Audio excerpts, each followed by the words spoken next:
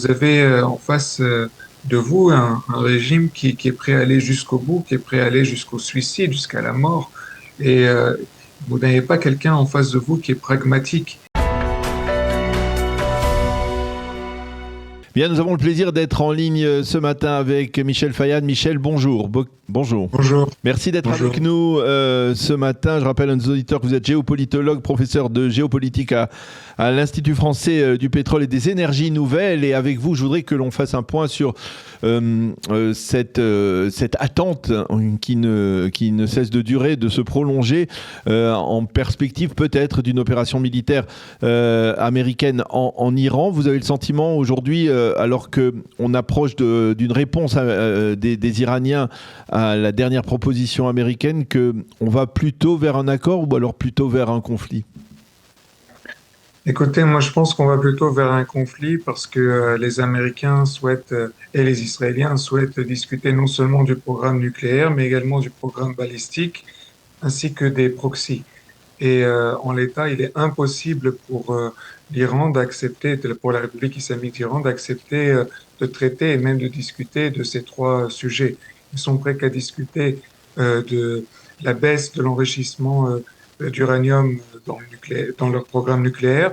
Ils sont prêts à discuter peut-être de l'exportation à l'extérieur de leur programme nucléaire, peut-être vers la Russie, mais ils sont en aucun cas disposés à discuter de la fin de leur programme de missiles balistiques, de la fin de leur programme de construction de drones, par exemple, ou encore de la fin de leur soutien au proxy. Je rappelle que depuis la guerre des 12 jours, la République islamique d'Iran a payé plus d'un milliard de dollars au Hezbollah pour qu'il se reconstitue.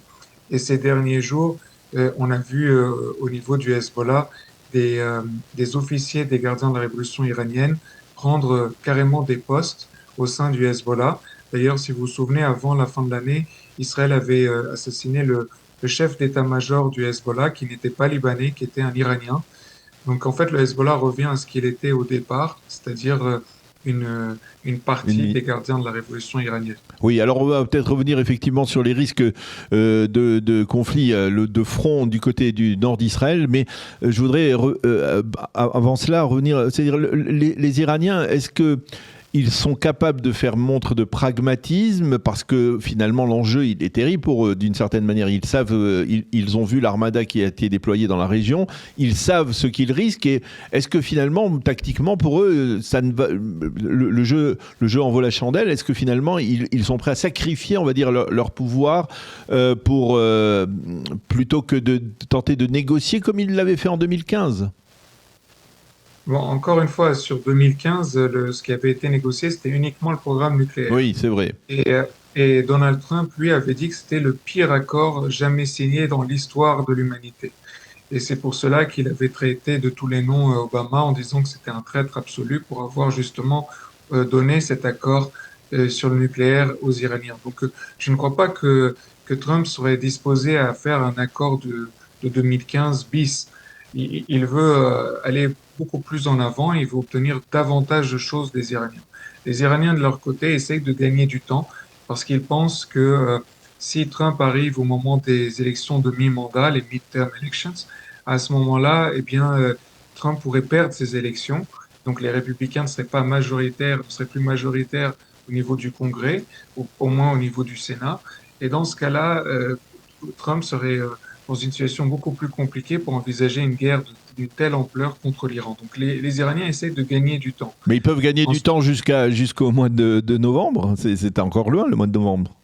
absolument, ça c'est vraiment, je pense, ce qu'on dit en anglais du wishful thinking, Oui. c'est-à-dire ils espèrent, mais je ne crois pas que ce soit vraiment très réaliste. Trump, lui, espère de son côté qu'il y ait quelque chose qui se passe au niveau du régime lui-même, c'est-à-dire qu'il y ait une sorte de coup d'État dans le cadre même de la République islamique, c'est-à-dire que les réformateurs alliés à une partie des gardiens de la Révolution feraient un coup d'État contre les mollahs et prendraient eux le pouvoir. En fait, ce serait un scénario qui serait catastrophique à long terme parce que, vous savez, aujourd'hui, au moins, la République islamique d'Iran avec Ali Khamenei et les mollahs, c'est une république islamique qui avance démasquée, c'est-à-dire tout le monde sait Oui. qu'elle est mauvaise, tout le monde sait qu'elle est dangereuse. Mais si ce sont les réformateurs qui prennent le pouvoir et maintiennent cette idéologie, quand bien même ils autoriseraient les femmes à ne plus porter le voile, eh bien, ils continueraient dans la même voie. Et c'est pour ça qu'il serait dangereux, parce que quand on avance masqué, on est encore plus dangereux que lorsqu'on avance démasqué, vous voyez. Et Donc, là, il y a des possibilités au sein du régime que donc certaines personnalités fassent quelque chose. ça veut dire à Mais pour partir le du moment, vous êtes en train de dire, Michel, que à partir du moment où les Américains entrent en conflit ouvert contre le régime iranien, ils doivent aller jusqu'au bout, c'est-à-dire, par exemple, aller jusqu'à installer le prince Reza Pahlavi. Je ne sais pas si les Américains iront jusque-là. Et aussi, le problème, c'est que les Américains sont aussi assez tentés d'utiliser peut-être les moudjahidines du peuple. Vous Mhm. savez, cette opposition iranienne détestée par le peuple iranien, mais soutenue par l'Arabie saoudite qui avait combattu aux côtés de Saddam Hussein contre l'Iran de Khomeini.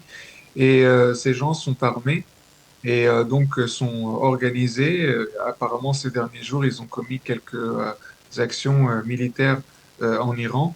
Et donc, il est possible que Donald Trump les utilise. Et ça serait aussi mauvais pour le peuple iranien. Et parce que ce sont des islamistes, ce sont des islamo-gauchistes, vraiment. Ils sont organisés sous forme de secte avec cette dame à leur tête qui est leur gourou, qui habite en France. Et pour le moment. Et vous savez qu'ils ont des appuis, que ce soit au niveau de l'administration Ah américaine, oui. de la classe politique américaine, comme par exemple John Bolton, ancien conseiller de Donald Trump lors de son premier mandat, et également des soutiens en France auprès de la classe politique et même médiatique. Je parle d'une partie, bien sûr, de la classe politique, Mhm. une partie de la classe médiatique.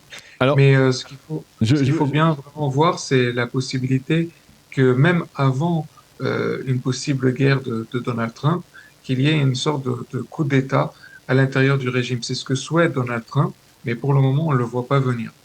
Alors, je voudrais revenir avec vous sur une déclaration un petit peu stupéfiante, on va dire, de la part de Donald Trump qui a été rapportée par Steve Witkoff en début de semaine sur le fait que Donald Trump s'était étonné du fait que malgré l'armada déployée dans la région, eh bien, le régime iranien n'ait pas cédé, n'ait pas accepté de signer une sorte d'ordre de reddition. Est-ce que c'est, à votre avis, le reflet d'une sorte d'incompréhension de ce qui se passe dans la région, de ce qu'est le régime iranien? Vous savez, les Occidentaux ont une longue histoire avec le Moyen-Orient, mais ils ont toujours une méconnaissance terrible de ce qu'est le Moyen-Orient et ce qu'est l'islam en général. Eh oui. Vous avez en face de vous un régime qui est prêt à aller jusqu'au bout, qui est prêt à aller jusqu'au suicide, jusqu'à la mort. Et vous n'avez pas quelqu'un en face de vous qui est pragmatique.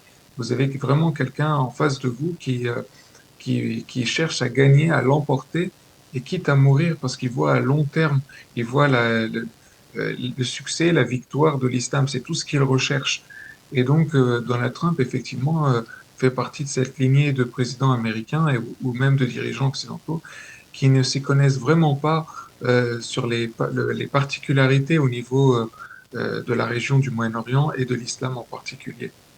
Le silence de Binyamin Netanyahou, il ne vous surprend pas aujourd'hui? C'est-à-dire le fait que, en fait, il semble se dissimuler derrière l'ombre de Donald Trump et il attend que les Américains attaquent? Oui, vous savez, Netanyahu connaît vraiment bien Donald Trump. Il sait que il faut ne pas le brusquer, il faut pas le provoquer, il faut pas parler trop dans les médias pour marcher sur ses plateformes.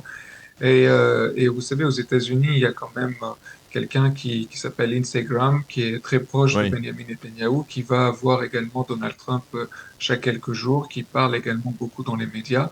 Je pense que Netanyahu essaye si vous voulez, de faire la part des choses, laisser Lindsey Graham faire son travail à la fois de congressman américain et de lobbyiste, et lui essayer de jouer profil bas pour vraiment ne pas brusquer Donald Mhm. Trump et l'énerver, le mettre dans une position que lui-même, Netanyahu, ne souhaiterait pas.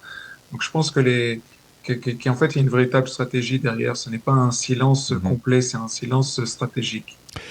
Alors je reviens sur le dossier du Hezbollah, parce que finalement, est-ce que ça ne ferait pas le jeu d'Israël aujourd'hui si le Hezbollah devait entrer aussi dans la confrontation à la demande des Iraniens?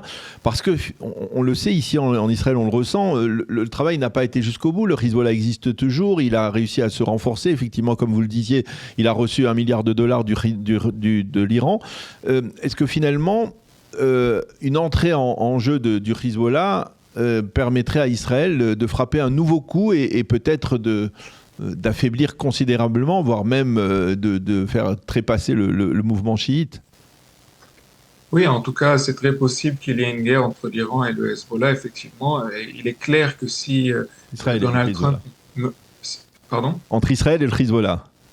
Oui, et en tout cas, il est très clair que si Donald Trump attaque la République islamique d'Iran et que la République islamique d'Iran est menacée dans son existence même, elle utilisera le Hezbollah, quitte à ce que le Hezbollah également se suicide, c'est-à-dire se batte jusqu'à être annihilé par Israël.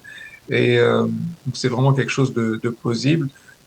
Aujourd'hui, le Hezbollah, contrairement à ce que le dit le gouvernement, enfin le Premier ministre libanais, Nawaf Salam, eh bien, il, il ne va pas l'entendre parce que la décision ne se trouve pas à Beyrouth, la décision se trouve vraiment à Téhéran et à ce qu'on appelle le Vilayet al-Fakir, c'est-à-dire si vous voulez, ce gouvernement des jurisconsuls dirigé par le guide suprême de la révolution iranienne, l'Ali Khamenei. C'est lui qui dirige le Hezbollah, c'est lui qui donne les véritables décisions stratégiques, politiques et militaires pour ce proxy iranien.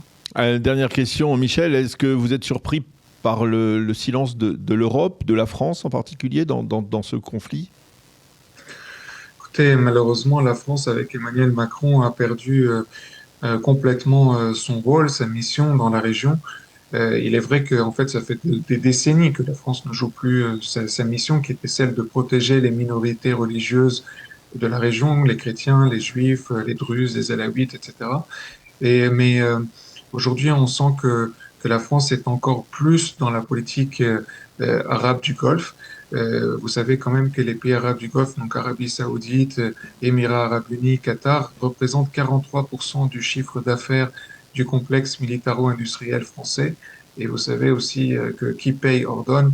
Et donc la contrepartie de ces investissements et de ces achats de la part des pays arabes du Golfe, c'est bien entendu une influence sur la politique étrangère française et également sur la politique intérieure française. Eh bien, Michel Fayad, merci beaucoup de nous avoir éclairé donc sur ces derniers développements dans cette crise entre les États-Unis, l'Iran, on peut rajouter donc Israël et même peut-être le Hezbollah. Merci d'avoir été avec nous ce matin. Bonne continuation, à bientôt, Michel. À bientôt.